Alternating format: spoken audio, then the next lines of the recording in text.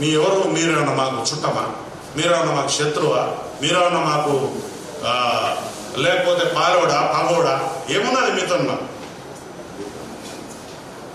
కాబట్టి మీ అనుభవం, మీకు 22 సంవత్సరాల అనుభవం, 37 అనుభవం మాకు అవసరం లేదు.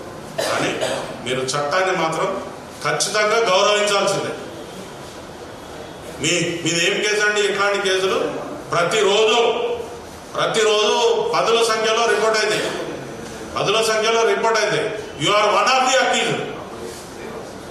ఇట్లాంటి కేసులో నువ్వు ఒక నేరస్తుడివి మాత్రమే. మరి చట్టం గురించి రకరకాల ఇలిస్ట్రేషన్స్ ఇస్తా ఉన్నారు.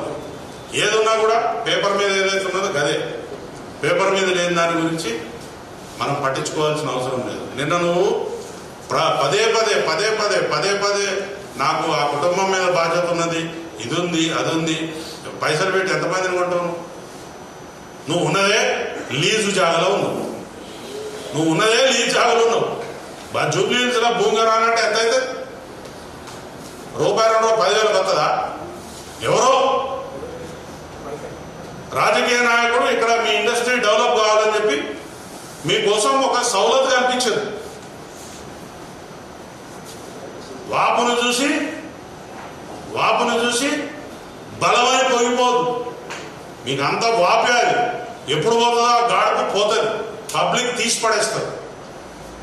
ఆల్రెడీ సగం తీసేసింది, మిగిలింది కూడా పోతుంది. దయచేసి మా కుటుంబాల నుంచి ప్రతినిధిగా నేను మాట్లాడుతున్నా. పోలీసు వారిని కించపరిచేలాగా కానీ, అవమానించేలాగా కానీ, లేకపోతే బెదిరించేలాగా కానీ ఎవరైనా ప్రవర్తన చేస్తే మాత్రం అది మీ పొంద మీరే తవ్వుకున్నట్టు అవుతుంది. ఈసారి నుంచి ఉపేక్షించేది లేదు. చట్టపరంగా ముంగడిపోతాం, న్యాయపరంగా ముంగడిపోతాం. ప్రజలలో కూడా తీసుకుపోయి మీ బట్టలు కూడా తీపిస్తాం. పబ్లిక్లో కూడా పోయి ఊరూరికి మీటింగ్లు పెట్టి మీ బట్టలు కూడా తీపిస్తాం. Be careful. Thank you very much.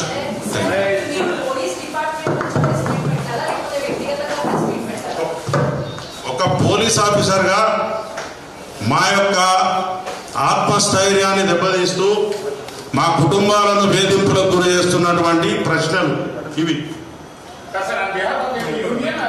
Yes, not union, this is association.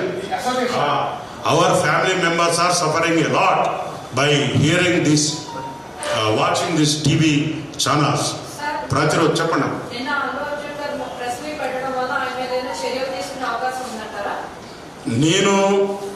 నేను ఒక ఫ్యామిలీ మెంబర్గా మాట్లాడుతున్నాను. ఇప్పుడు ఆయన ఒక పోలీస్ ఆఫీసర్గా నేను మాట్లాడుతున్నాను. మా ఫ్యామిలీస్ మా యొక్క ఆత్మస్థైర్యాన్ని దెబ్బతీస్తూ మా యొక్క కుటుంబాలను డిఫెన్స్లో పెడుతున్నాడు ఈయన మాటలు. ఆయన తీసిన సినిమా ఏంటిదండి? ఒక సీనియర్ పోలీస్ ఆఫీసర్ని తీసుకుపోయి రాత్రి కూడా మందు తాగిపించి లక్షల రూపాయలు ఇచ్చి బట్టలన్నీ కూడా తీసుకొస్తే పోలీస్ స్టేషన్కి వస్తే ఆయన కుక్క కూడా గుర్తుపడదు. ఆయన అటువంటి సమాజాన్ని సృష్టించాలని నేను అనుకుంటున్నా, లేకపోతే స్మగ్లర్ల చేతిలో పోలీసులలో బట్టలు ఇప్పియాలని నేను చూపిస్తున్నాడా? అది మా క్వశ్చన్. ఆయన చట్టపరంగా పోవడానికి నాకు ఎటువంటి అభ్యంతరం లేదు. As a citizen of India, he is having every right to approach anywhere. మేము ఆ సినిమా వచ్చి కూడా ఇవ్వాలి కాదు, దాదాపు 2 ఏళ్ళైంది, 3 ఏళ్ళైంది, 4 ఏళ్ళైంది. నాకు ఎవరో చెప్తే వినని. కానీ ఒక వ్యక్తిని కానీ, ఒక సంస్థను కానీ, ఒక సమాజాన్ని కానీ హ్యూమిలేట్ చేయటం అనేది చాలా దుశ్చర్య. నువ్వు ఈ సమాజంలో బతికే మనిషిగా నీకు ఎటువంటి రైట్ లేదు. సినిమా కూడా ఎంటర్టైన్మెంట్, ఐ లవ్ ఇట్, ఎంటర్టైన్మెంటే. కానీ నువ్వు ఎంటర్టైన్మెంట్ ఎక్కడ దాకా ఉండాలి? నిన్ను పిలుస్తా రాతమ్మి అని ఇట్లాంట జబ్బమే చేస్తా, ఇట్ ఈస్ అన్ ఎంటర్టైన్మెంట్. రాని ఇట్లా ఒకటి బిగితే అది ఎంటర్టైన్మెంట్ అవుతుందా? అది అటాక్ అవుతుంది. అవును, నేను అడుగుతున్నా కదా, ఇప్పుడు నేను ఏమంటున్నా, సెన్సార్ బోర్డు చర్యలు తీసుకున్నదని అడుగుతున్నా. నేను వాళ్ళు ఇవ్వద్దు, వీడు ఇవ్వద్దనే అడుగుతున్నా. మీట్లో ప్రెస్ మీట్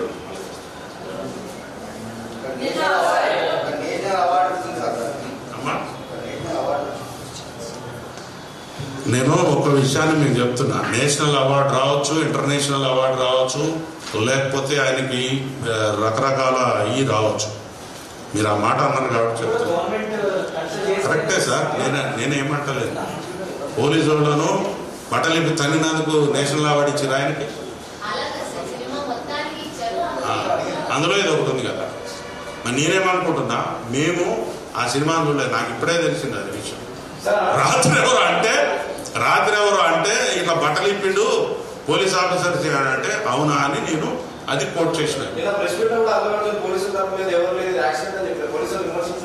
ఎవరు ఆయన బాధ్యతగా ఏం పిటిషన్ వేసినా చూడండి అక్కడ. లేదా కోర్టులో వారు ఏమని సమర్పిస్తున్నారు వాళ్ళు. పోలీసులదే మాకేం సంబంధం లేదు, కనీసం నన్ను చూడటానికే వాళ్ళు పోలీసులు ఒక మాట చెప్పండి. పోలీస్ ఆఫీసర్ చెప్తున్నాడు కదా, వాళ్ళు ఏమని చెప్తారు, ఇది ఒక యాక్సిడెంట్. జడ్జ్, మీరు జడ్జి కాదు కదా. ఇట్ ఈజ్, అది ఎక్కడుంది, ఎవరు తేల్చాలి? కోర్టు తేల్చాలి. మీరేమని చెప్పాలా? నేను ముద్దాయిని, నాకు ఈ కేసుకి ఎటువంటి సంబంధం లేదని కోర్టు చెప్పుకోవాలి. You are not suppose to express your views before the media. ఉంటుంది, ఎందుకుంటా ఎవరమ్మా.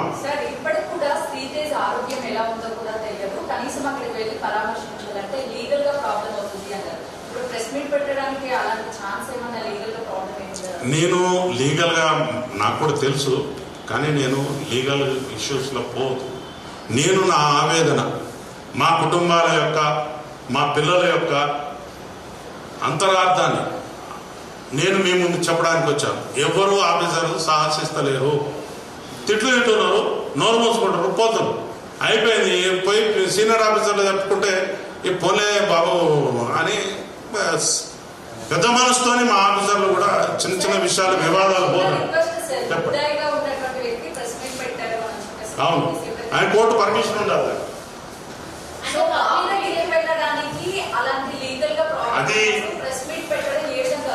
అది నేనేమంటున్నా, వారి దగ్గరికి వెళ్ళాలా వెళ్ళొద్దా అనేది వారి యొక్క వ్యక్తిగత నిర్ణయం. అక్కడ పోయి నేను ఇక్కడికి వచ్చిన నా బాధ చెప్పుకున్నా మీకు. మా 1,30,000 ఫ్యామిలీస్ పరిస్థితి, మా కుటుంబ సభ్యుల యొక్క బాధ మీకు వ్యక్తీకరించాలి. ఎవరు నాకు తెలియదమ్మా. Just I'm talking, I'm confined at my family level.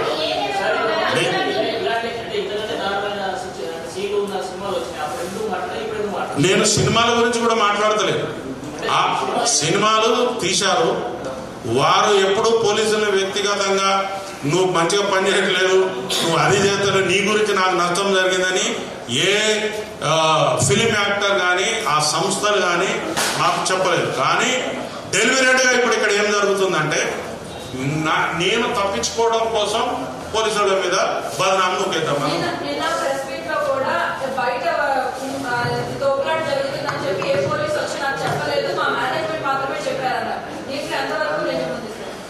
నేను ఆ విషయాల నిజాల కంటే మేనేజ్మెంట్ అనేవాడు, నేను నా ఇంటికి ఒక పెద్ద అతిథి వస్తారు, వచ్చినప్పుడు ఆయన నువ్వు ఈ సోఫాలో కూర్చొని టీవీ చూడని నేను బయటికి, I can't go out side. కానీ నా ప్రెమిసెస్లో ఏమేమి జరుగుతున్నదో నిమిషానికి సమాచారం ఉంటుంది నా దగ్గర.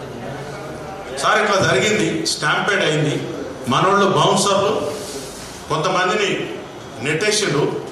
నెట్టేసిన తర్వాత అక్కడ ఒక ఇష్యూ అయింది, మీరు బయటికి పోండి అని చెప్పే ఉంటారు, చెప్పకుండా ఉండరు. ఎందుకంటే అది చాలా సీరియస్ ఇష్యూ, అది అర్ధరాత్రి కూడా జరిగింది కాబట్టి నువ్వు సైలెంట్గా ఉన్నావు. అదే డే టైంలో అట్లాంటి ఇన్సిడెంట్ జరిగితే దానిని ఆపే తరం ఎవరికైనా అవుతుందా మీరు చెప్పండి.